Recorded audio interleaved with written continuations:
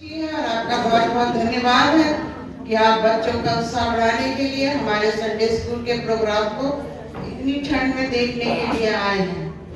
और बच्चों ने काफी मेहनत इसके लिए की है, जबकि उनके पास समय कम रहता है। फिर भी हमने कोशिश की है कि हम अपने इस प्रोग्राम को एक सुंदर कहानी के द्वारा आपके सामने प्रस्तुत करेंगे। बड़े दिन की कहानी एक पुरानी कहानी है और हम हर साल इन कहानियों को रिपीट करते हैं, उनके कैरेक्टर्स को रिपीट करते हैं और उन पदों को याद करते, उन गीतों को गाते हैं, लेकिन फिर भी जोश कम नहीं होता।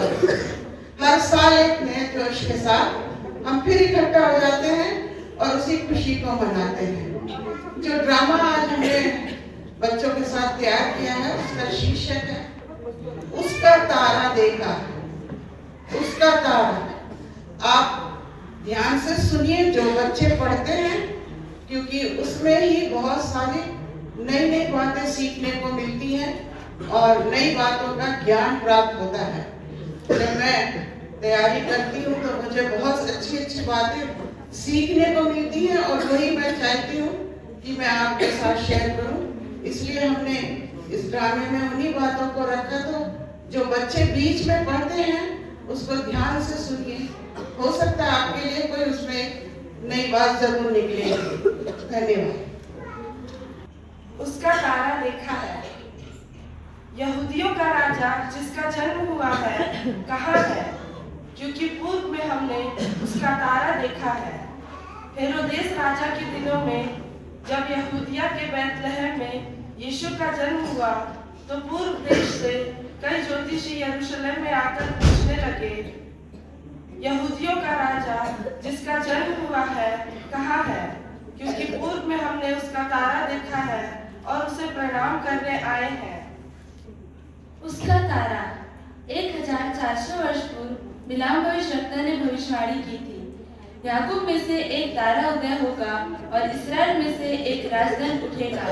यह वही तारा 2000 वर्ष बाद दिखाई दिया। उन्होंने कहा, हमने पूर्व में उसका तारा देखा है।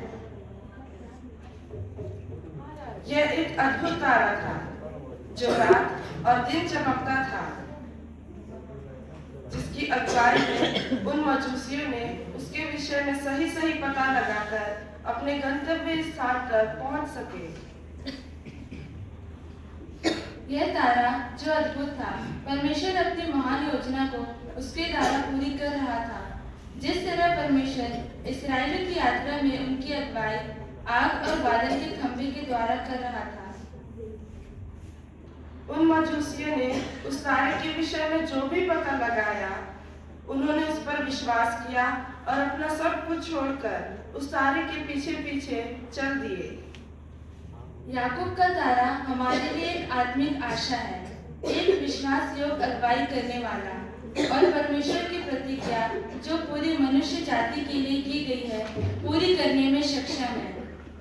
यह तारा हमारे लिए और पूरे संसार के लिए एक संदेश लाया। परमेश्वर का प्रकाशन पूरी मनुष्य जाति के लिए, अन्य जातियों के लिए छुटकारे का सुसमाचार लेकर आया। पहला पत्रस 1:19। हमारे पास जो ये भविष्यवक्ताओं का वचन है वह एक दिया है जो अंधियारे स्थान में उस समय तक प्रकाश देता रहता है जब तक कि पौ ना फटे और भोर का तारा हमारे हृदयों में ना चमक उठे। आज हमारे जीवन के अगुवाई के लिए हमारे पास ये परमेश्वर का जीवित वचन है। इस वचन के बिना हमारा जीवन अंधकारमय है। इस वचन रूपी तारे की अगुवाई में हम चले जिसे परमेश्वर ने हमें दिया है।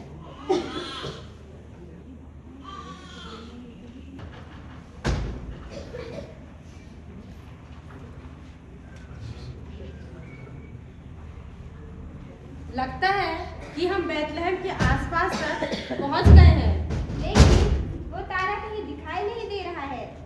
देखो, वह प्रहरी वहां खड़ा है, उससे चलकर पूछते हैं।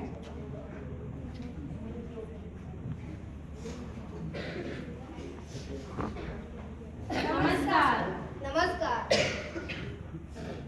हम यहाँ यरूशलेम तक एक तारे की अगुवाई में आए हैं जो हमें पूर्व में दिखाई दिया था।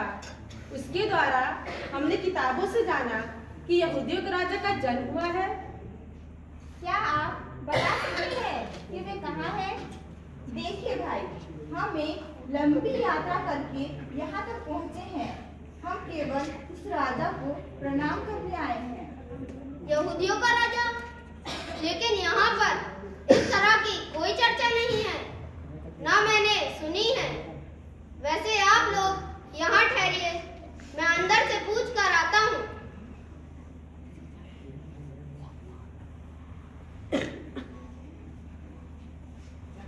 राजा का जन्म बैतलहम में हुआ है और यहाँ किसी को कुछ भी पता नहीं। महाराज की जय हो। कहो पहली, क्या संदेश लाए हो? महाराज, बाहर कोई 3 लोग आए हैं और वे किसी राजा के जन्म के बारे में पूछ रहे हैं। राजा का जन्म? और उन्होंने क्या कहा? वे कहाँ से आए हैं?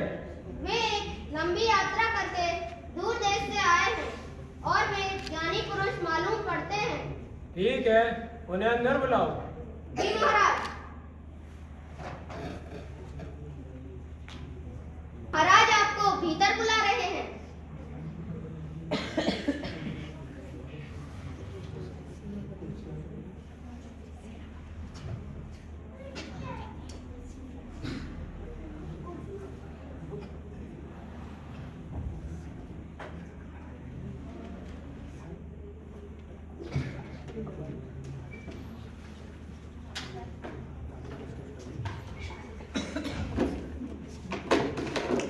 महाराज की जय हो। बैठिए।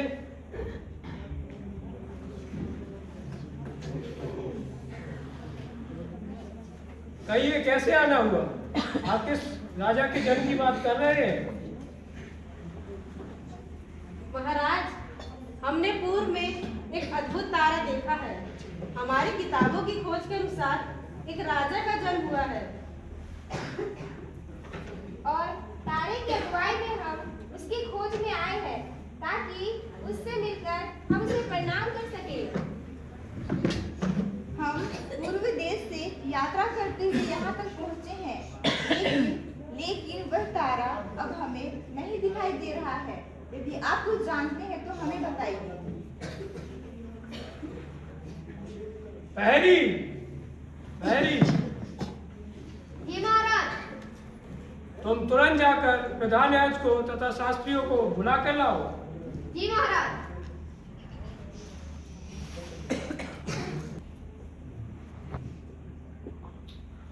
महाराज की जय हो। बैठिए। मसीह का जन्म कहाँ होना चाहिए? महाराज, यहूदिया के बैतलहम में, क्योंकि भगवक्ताओं द्वारा यूं लिखा गया। महाराज, शास्त्र में इस प्रकार लिखा है, हे बैतलहम, तू जो यहूदा के प्रदेश में है, तो किसी भी रीति से यहूदा के अधिकारियों में सबसे छोटा नहीं, क्योंकि तुझमें से एक अधिपति निकलेगा जो तेरी प्रजा इस्राएल की रखवाली करेगा। ठीक है, अब आप लोग जा सकते हैं। महाराज की जय हो।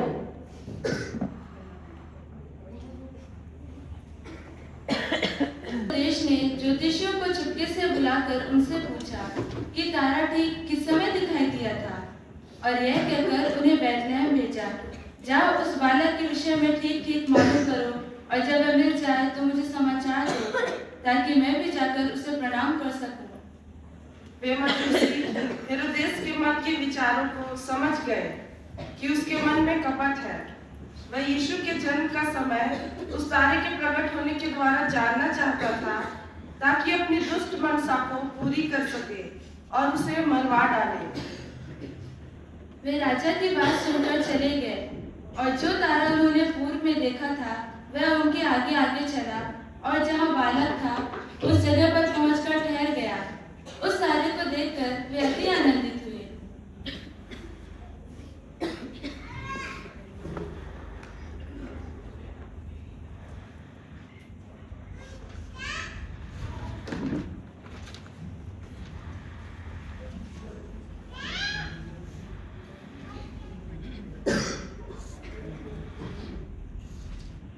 जब हेरोदेस ने यह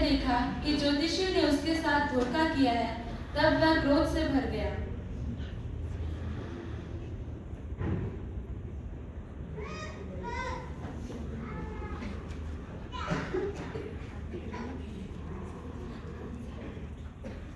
सेनापति, सेनापति। जी महाराज। तुम तुरंत जाओ और बैतलहम और उसके आसपास के सभी स्थानों में जाकर 2 वर्ष और उससे छोटे बच्चों लड़कों को मरवा डालो और अपने साथ कुछ और सिपाही भी ले लेना। जी महाराज, जैसी आपकी आज्ञा, ठीक वैसा ही होगा।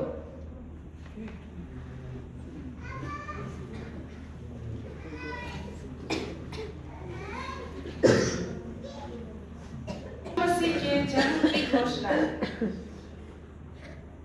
यह बाइबल की सबसे महत्वपूर्ण घटनाओं में से एक है।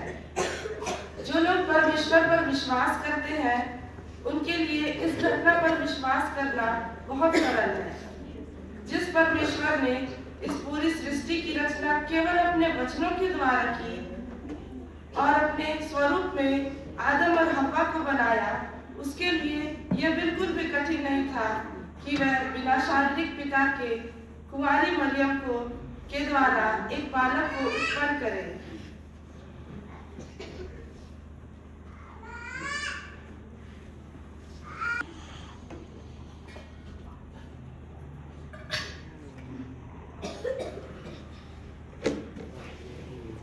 छठवें महीने में परमेश्वर की ओर से जिब्राइल सरदूत गलील के नासरत नगर में एक कुंवारी के पास भेजा गया, जिसकी मंगनी यूसुफ नामक दाऊद के घराने के एक पुरुष से हुई थी।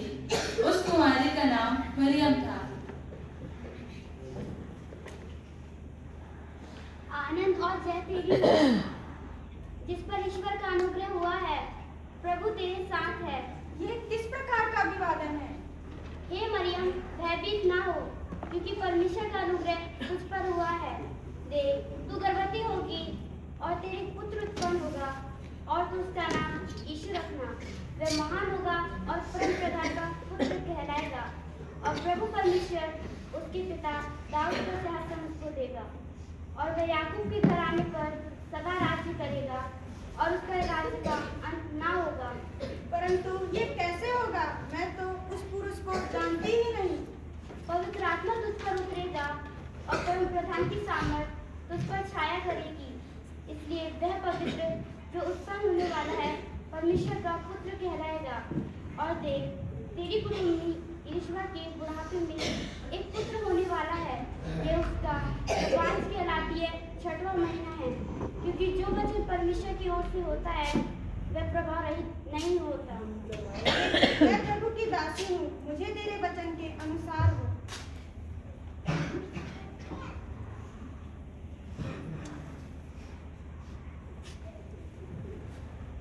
का जन्म।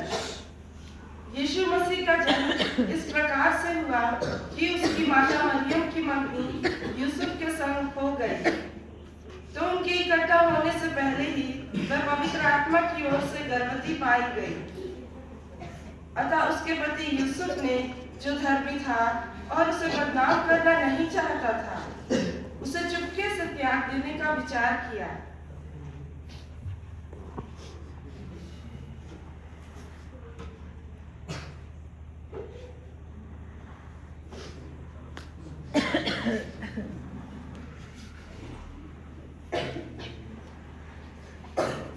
जब वह इन बातों की सोच ही में था, तो प्रभु का स्वर्गदूत उसे स्वप्न में दिखाई दिया और कहा, हे यूसुफ, दाऊद की संतान, तू अपनी पत्नी मरियम को अपने यहाँ ले आने से मत डर, क्योंकि जो उसके गर्भ में है वह पवित्र आत्मा की ओर से है।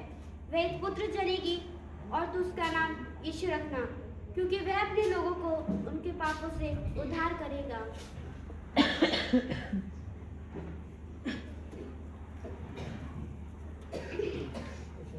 ये कैसा दर्शन था?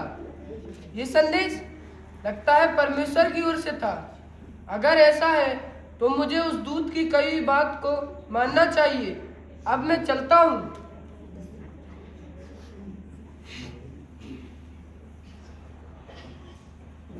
दिनों में अगस्तुस कैसर की ओर से आज्ञा निकली कि सारे जगत के लोगों के नाम लिखे जाएं।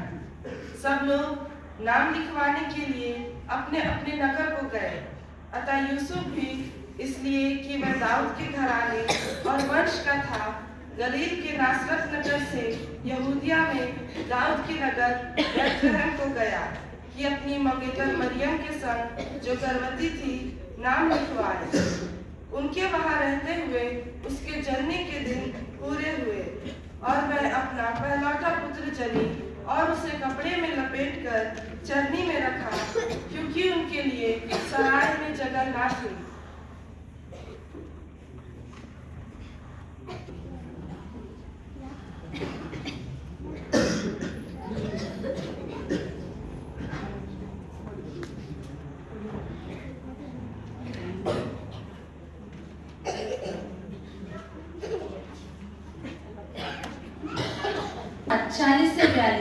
तब भीड़ में से किसी ने यह बातें सुनकर कहा, सचमुच यही वह भविष्यवक्ता है। दूसरों ने कहा, यह मसीह है। परंतु कुछ ने कहा, क्यों, क्या मसीह गलील से आएगा? क्या पवित्र शास्त्र में यह नहीं आया कि मसीह दाऊद के वंश और बैतलहम गांव से आएगा, जहां दाऊद रहता था?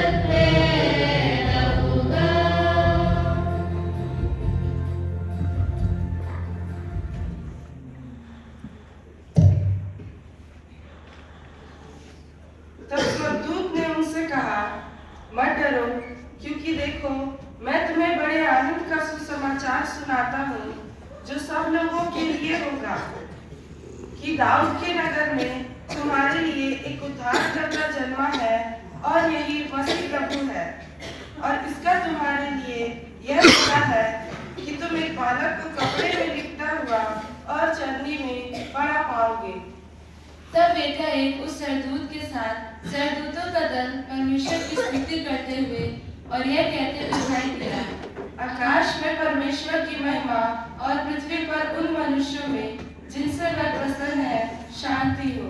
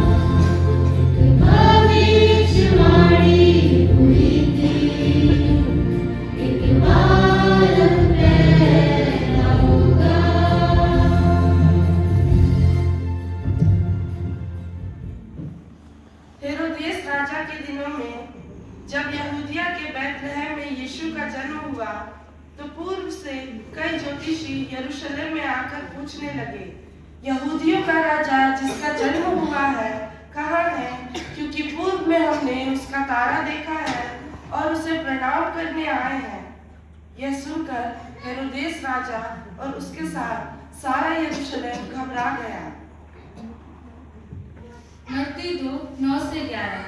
वे राजा की बात सुनकर चले गए और जो तारा उन्होंने पूर्व में देखा था वह उनके आगे आगे चला और जहाँ बालक था उस जगह के ऊपर पहुंचकर ठहर गया। वे तारे को देखकर अति आनंदित थे। उन्होंने उस घर में पहुंचकर उस बालक को उसकी माता मरियम के साथ देखा और मुंह के बल गिरकर बालक को प्रणाम किया और अपना अपना थैला खोलकर उसको सोना और लोबान और गंधरस की भेंट चढ़ाई।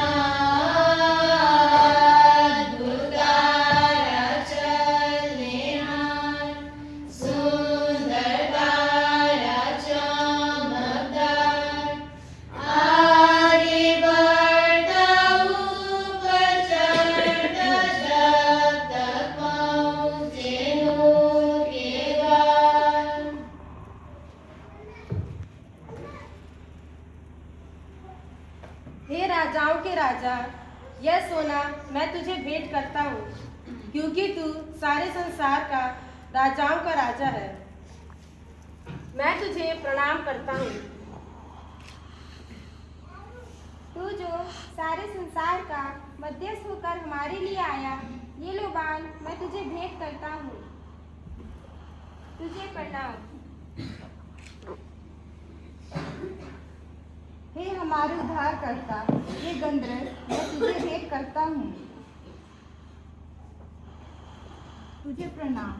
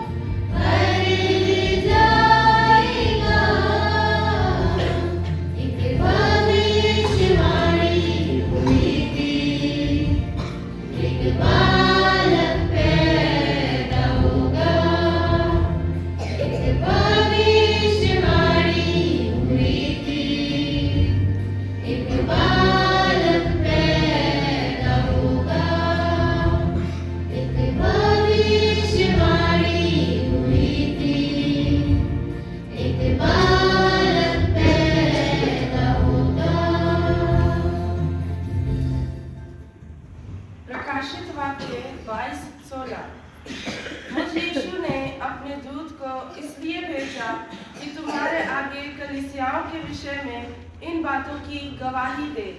मैं दाऊद का मूल और वंश और भोर का चमकता हुआ तारा हूँ। बाइबल में ज्योतिष विद्या पर विश्वास करना मना है, लेकिन परमेश्वर अपनी योजना को इस पृथ्वी पर पूरा करने के लिए ज्योतिषियों का प्रयोग करता है। उस तारे के द्वारा परमेश्वर उन ज्योतिषियों को उनके उद्धारकर्ता के पास लाना चाहता था और उन्होंने उससे मिलकर उसकी आराधना की। ज्योतिषियों की इस घटना के द्वारा हम क्या सीखते हैं?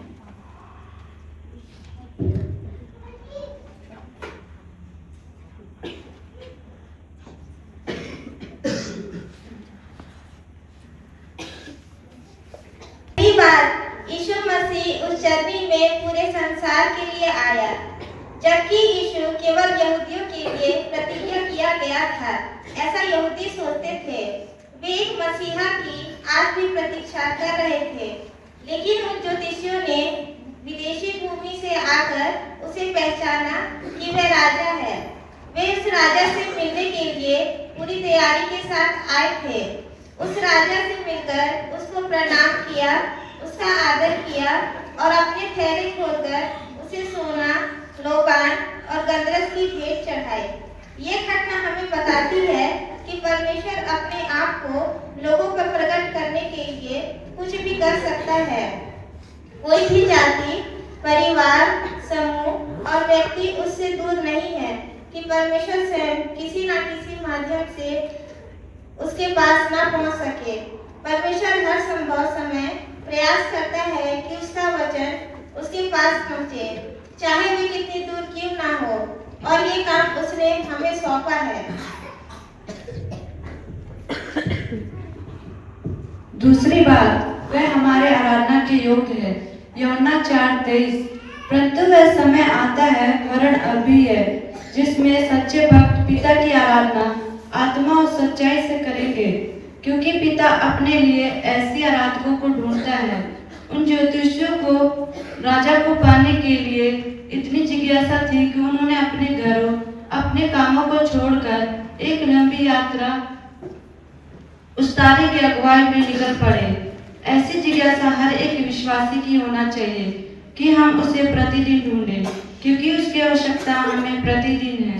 अपने कामों में, बुरी अभिलाषाओं में फंसकर अक्सर उसे भूल जाते हैं, लेकिन वचन बताता है उस तारे की अगुवाई में वे भटके नहीं पर उसे पाया है।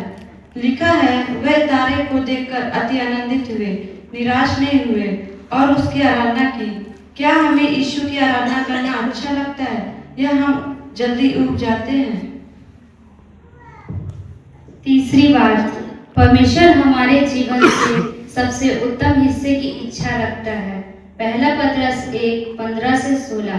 पर जैसा तुम्हारा बुलाने वाला पवित्र है, वैसे ही तुम भी अपने सारे चाल चलन में पवित्र बनो, क्योंकि लिखा है कि पवित्र बनो क्योंकि मैं पवित्र हूँ। वे ज्ञानी लोग जान गए कि एक राजा का जन्म हुआ है, इसीलिए वे राजा के योग्य अपनी भेंट लेकर आए। अपनी अनमोल भेंटों के द्वारा उन्होंने उस राजा के पूरे जीवन की कहानी सुना दी। सोना, क्योंकि वह राजाओं का राजा है।